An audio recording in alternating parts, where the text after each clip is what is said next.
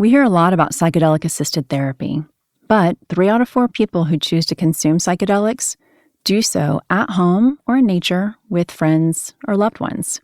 I'm April, founder of Set, an integration platform to help you get the most out of your psychedelic experiences. The podcast episode you're about to listen to may reference one of my previous shows, The High Guide or How to Do the Pot, because I've been a trusted source in cannabis and psychedelics since 2015. I invite you to visit getsetset.com and sign up for our newsletter to receive your free guide on set and setting to make the most of your next psychedelic journey. This podcast discusses cannabis and is intended for audiences 21 and over. In this episode, you'll learn a couple of DIY ways to consume psychedelic mushrooms that are gentler on the stomach and offer intensified effects. But first, let's learn a little bit about our facilitator or high guide, as well as our psychonaut or sister tripper. Your high guide today is Liv Vasquez, who is a trauma-informed, intuitive healer, chef, and activist located in Portland, Oregon. She's studied plant medicine cultivation, science, absorption, and effect, and Liv believes in their life-changing and life-saving effects. Check out the show notes for today's episode for more information on Liv. We've discussed set and setting on prior episodes. Part of set or mindset is preparing for your trip. What's on your mind leading up to your journey, right? And definitely, what is your intention? Also, what's in your stomach? How you prepare your overall self in the 24 to 48 hours prior to your psychedelic experience will have a significant impact on your mindset once you're squarely tripping. For instance, did you know citric acid can amplify the experience, making the effects come on faster and stronger, but lasting for a shorter period of time? Our high guide today, Liv, headed off our sister tripper, Meryl Montgomery. I texted you in the morning to say, make sure that you don't have any citrus for the day, because citrus can facilitate psychedelics a little bit quicker. It really is just about wanting to have more control over the dose and the timing. Maybe a faster onset and shorter duration sounds perfect to you. If so, you'll want to prepare your mushrooms in a lemon tech shot. This is how you do it. Grind the mushrooms and add them to a short glass. Add lemon juice, mix thoroughly, and let sit for 15 minutes. Add water and drink it down in one shot. A more surefire way to trip than shooting tequila and swallowing the worm, for sure. How you plan to consume mushrooms is second only to what you choose to consume. I took the hillbilly strain because I was looking for the spiritual, enlightening quest. Hillbilly is a Cubanist strain originating from Arkansas and grown across the southern U.S. It is physically large and characterized as a loud and in-your-face type of American magic mushroom.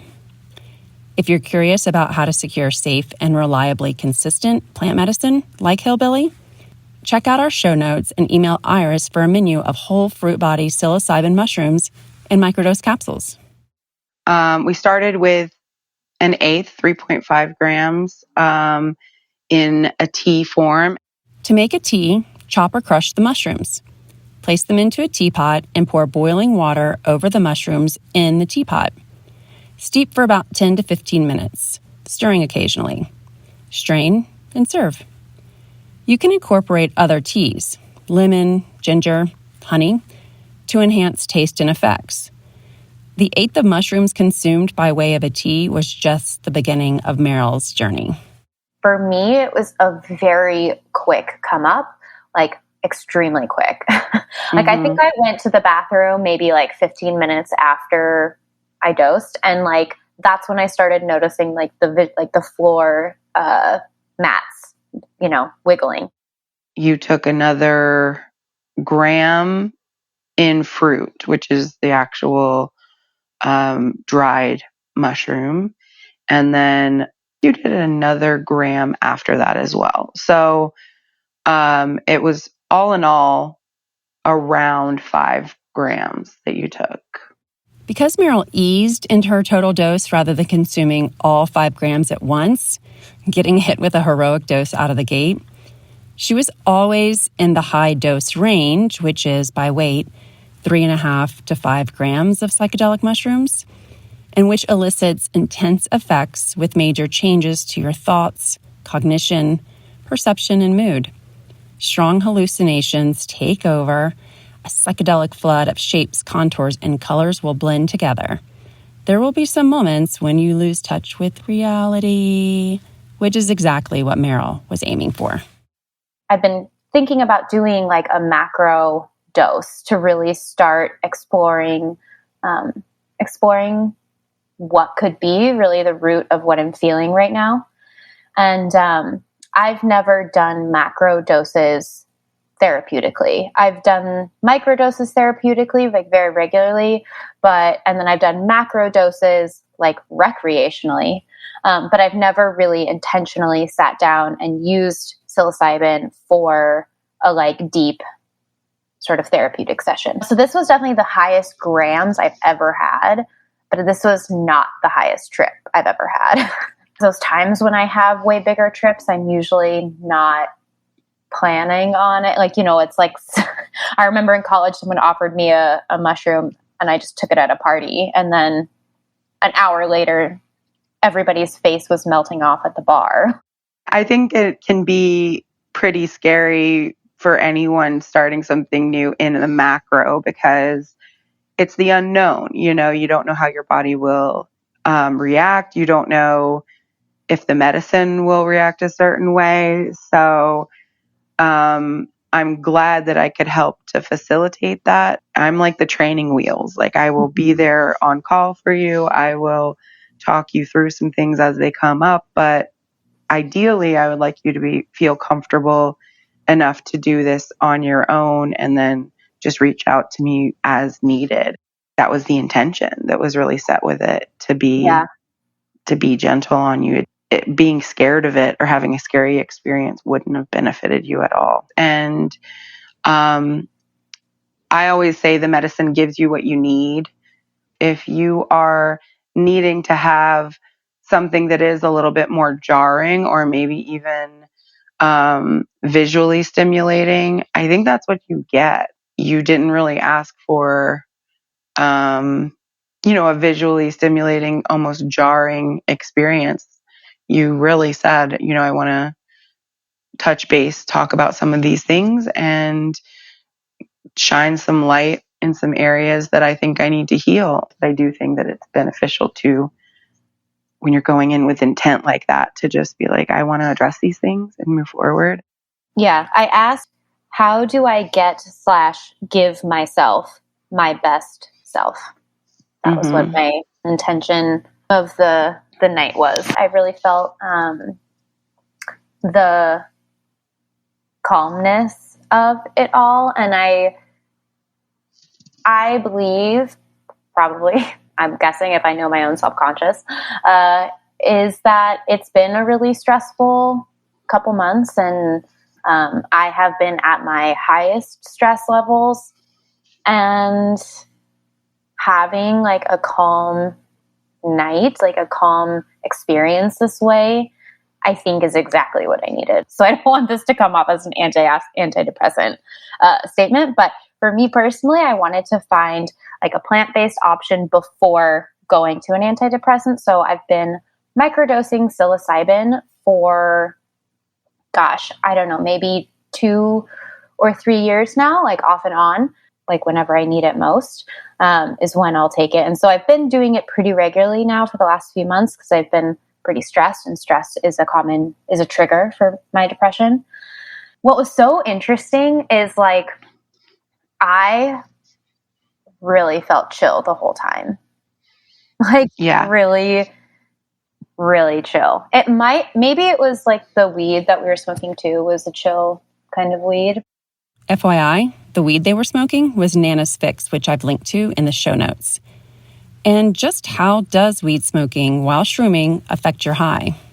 Check out episode 23 of this podcast to learn more about getting crossfaded. During the session, like during what I discovered, and it is reflective of my mood and mindset over the last few months, is I've been seeing things very microscopically.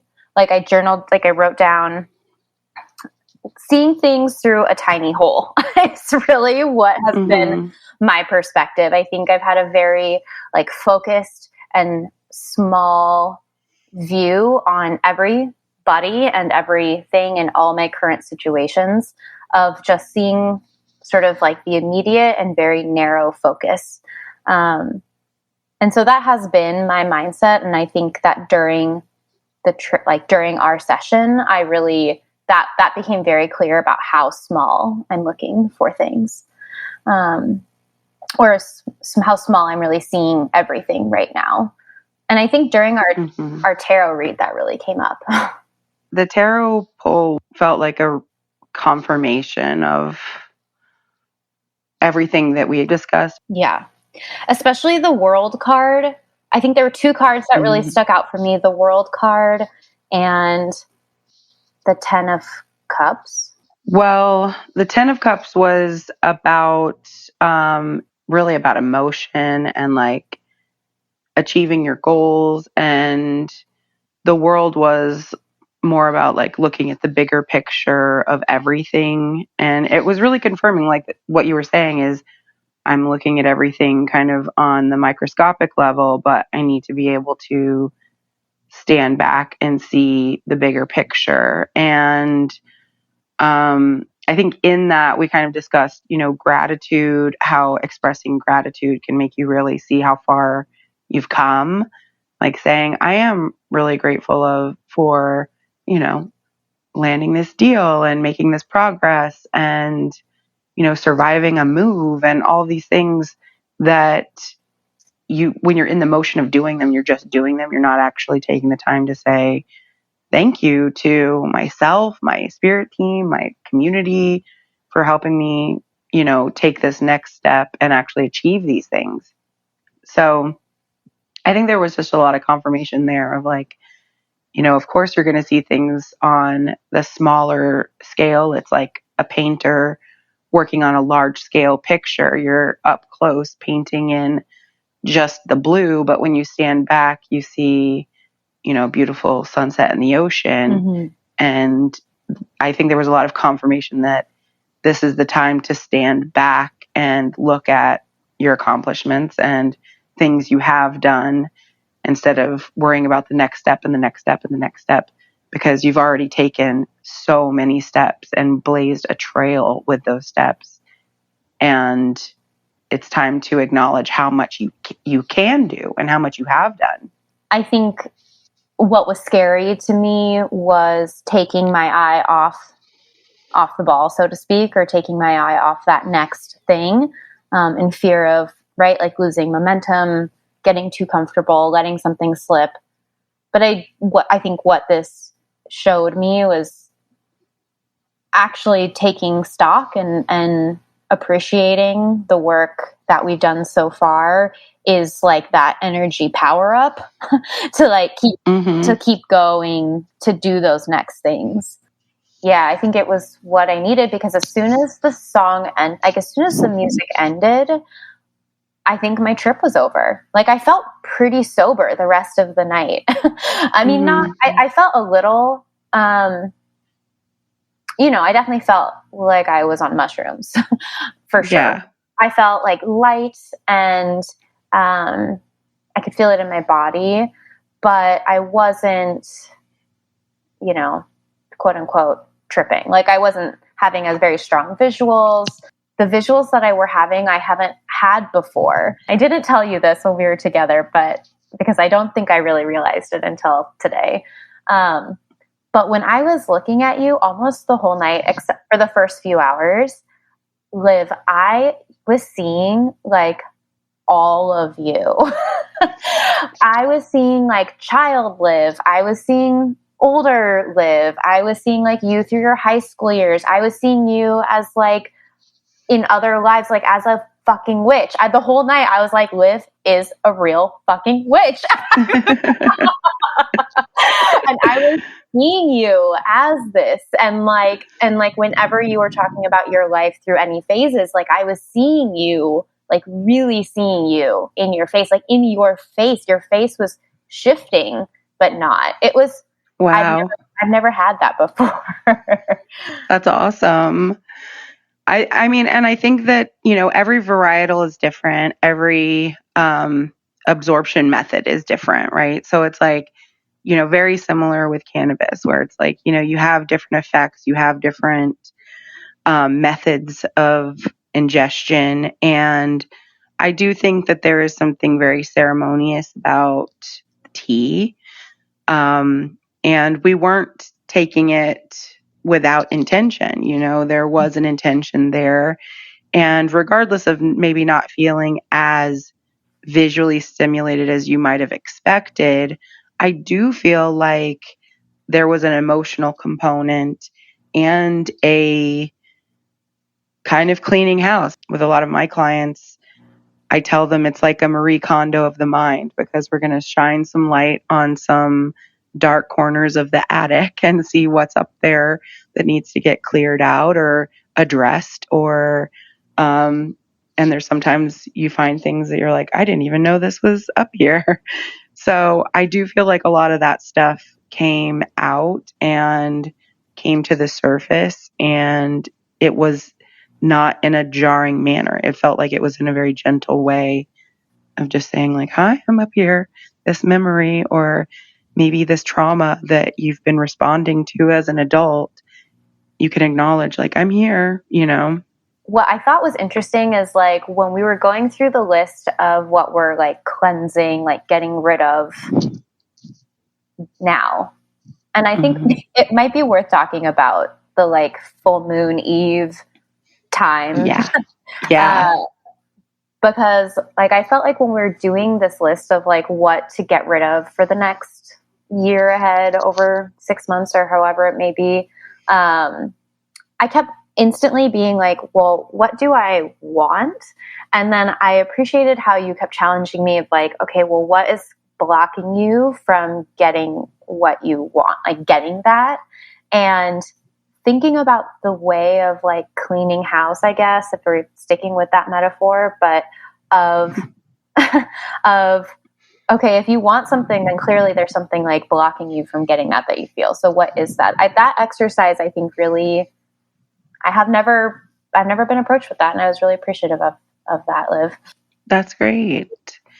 And I think sometimes it does take, someone else just pointing it out, like, you are absolutely capable. You have very attainable goals, like they aren't things that are, outlandish. They were things that are very attainable, but there was something barricading you from that. So I think we did, acknowledge some things that could have been, inhibiting you from reaching those goals. I'm comfortable talking about this here because I feel like when other people have shared their own mama drama, it makes me feel less alone and crazy and selfish in mine.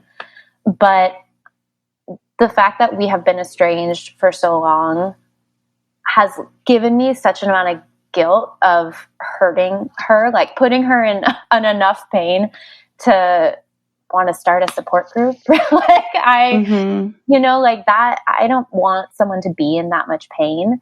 And being able to have the understanding of why I have chosen to do that, and like the need to protect the child's self that she put in danger, that really crystallized just everything for me, and it gave me so much peace. It really gave me so much peace. We were talking about that like through the music, and I think it created this space of being able, like, when I was listening to the music, and given like we were talking through stuff and having this moment. So like listening, or absorbing rather, I think is a better word. Yeah. I felt like I was like in an ocean the whole time. Like the whole time I just kept getting very like oceanic feelings. And as soon as it ended and our conversation ended and like we had that clarity, I was set. Like I was out. I was like, okay, did what I came to do. One thing that I also learned through this experience, because it was my first time macro dosing with such intention, as like a person with depression, like suicidal ideology is not, or like fascination is not unknown to me. Like, and doing psychedelics by myself, like I needed to have that like first time just to know that I would be safe. Like if I was do that, like that was really important to me. And having this experience, like I was given a sort of like a roadmap, like things that I really want to be focusing on over the next few months to like, you know, like I feel like I'm more a path back to positive mental health. I have more of a clearer path forward of like how to get myself out of this funk than I did before this trip. I'm looking forward to doing this on my own and sort of exploring myself on my own through psychedelics. Yeah, I'm actually like pretty excited about it. Like I'm really excited to get back to my apartment in New York and sit in my office and listen to some records and look at my cool new wallpaper. While Meryl is staring at her ever-changing wallpaper, the High Guide is ringing in the new year, creating lots more episodes just like this. And if you are having suicidal ideation, please do not consume psychedelics and contact the National Suicide Prevention Hotline at 1-800-273-8255. A big thanks to our sister tripper in today's episode, Meryl Montgomery, and our High Guide today, Liv Vasquez. I'm your host, April Pride, encouraging you to find yourself high.